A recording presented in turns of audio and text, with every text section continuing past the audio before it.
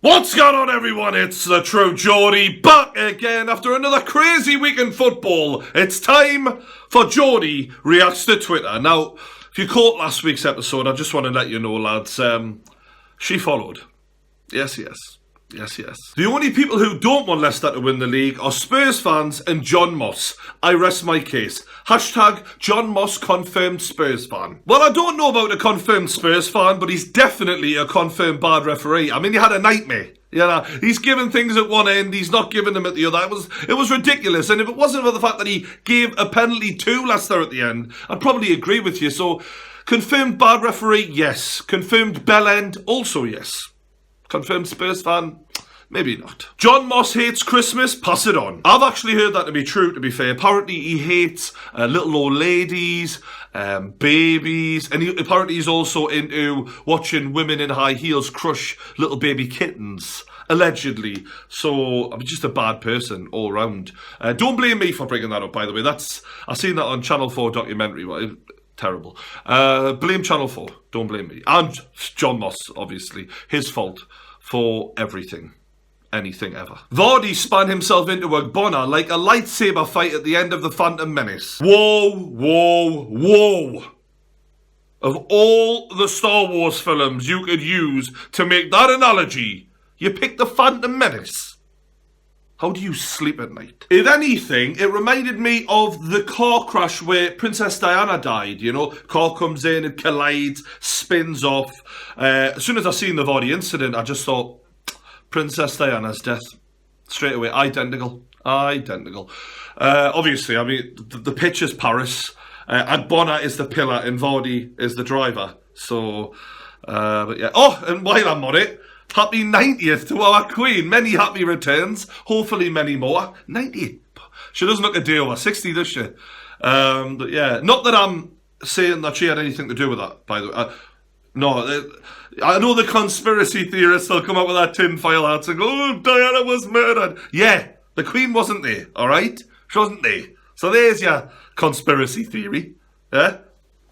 Next question. Moving on to the Jack Wilshere tweet, which I'm sure you have probably all seen by now. This is our club today and forever with an Arsenal badge. How lovely. Problem is, the three players at the bottom aren't Arsenal players. They're stood outside of Old Trafford and they're Man United legends.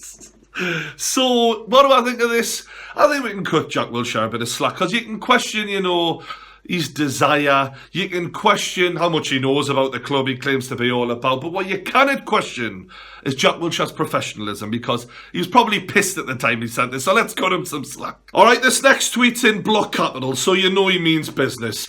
No fans in football suffer more than Arsenal fans. We have gone over 10 years without the league and might not make top 4 this year. Shocking. It's not strictly true though, is it? I mean, 10 years without a league title. I don't know how you carry on with life. Bloody hell. Alright, Arsenal fans, before you start hating us, I know you deserve better, but it's not that bad, is it? You've got a lovely stadium there, beautiful stadium. You play Champions League football every single season. Alright, you get knocked out every season, but at least before then you get to go and see Barcelona and see Messi. That's pretty good. And you're playing nice football and you've got some really good players. And alright, towards the end of the season, it's not that good. You bottle it religiously. But before that, it's pretty good. There's a lot of teams, pretty much almost every team apart from the 3 teams that usually finish ahead of you in the league, who have it worse off than you. So just be thankful for what you've got. What Man United fans want? Mourinho, Griezmann, Kante and Varane. What Man United fans will get?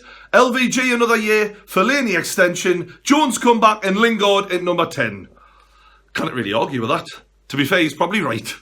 Martinez is deluded. We forgot to defend. How do you forget to defend? Hashtag Martinez out. I'm thinking this is a bit like on Home Alone, where the mother's on the plane and she's racking her brain. She's like, what have I forgot? You know, I've got my passport, done my hair, closed the garage door. Turns out it was her son. He was grounded and they left him at home. It was a classic. It was a classic story. But this is a bit like that. Roberto Martinez is on the bus. He hasn't got as long as she had. She had hours on a plane. He only has, a minute from Goodison to Anfield? You can't seriously, as Everton fans, expect them to remember everything. You know, he's got to wash his hair, brush his teeth, get his bag ready. John Stones is looking at him. He's going, Stones, I'm sure I was meant to tell you something. We haven't got long. I cannot remember.